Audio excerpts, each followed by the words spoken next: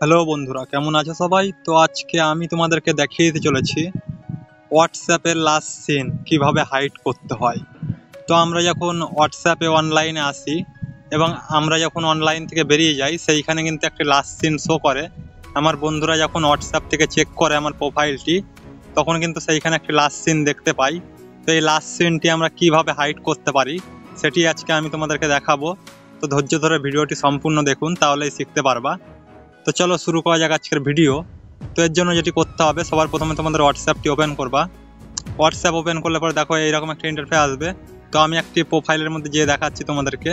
তো দেখো এইখানে যেই লাস্ট সিনটি দেখাচ্ছে, এই যে দেখো উপরে লাস্ট সিন 2:56-তে ইনি লাস্ট সিন এসেছিল। লাস্ট 2:56 মিনিটে ইনি অনলাইনে এসেছিল, দিয়ে বেরিয়ে গেছে, দিয়ে এখন পর্যন্ত আর অনলাইনে আসেনি। তো এই যে লাস্ট সিনটি থাকে আমাদের প্রোফাইলের মধ্যে, তো এই লাস্ট সিনটি আমরা কিভাবে হাইড করব, এর জন্য হোয়াটসঅ্যাপটি ওপেন করবা। ওপেন করার পরে এইখান থেকে কি করতে হবে, 3 ডট লাইনে ক্লিক করতে হবে। তো এইখানে 3 ডট লাইনে ক্লিক করবা। ক্লিক করার পরে এইখানে একটা অপশন পাবা সেটিং, এই সেটিং অপশনে ক্লিক করবা। সেটিং অপশনে ক্লিক করার পর দেখো এইখানে একটা অপশন আসবে প্রাইভেসি, এই প্রাইভেসি অপশনে ক্লিক করবা। তো প্রাইভেসি অপশনে ক্লিক করার পর উপরেই দেখো একটা অপশন রয়েছে লাস্ট সিন অ্যান্ড অনলাইন, এই অপশনটাতে ক্লিক করবা। তো আমি এখানে ক্লিক করলাম। ক্লিক করার পর দেখো এখানে একটি অপশন রয়েছে who can see my last scene.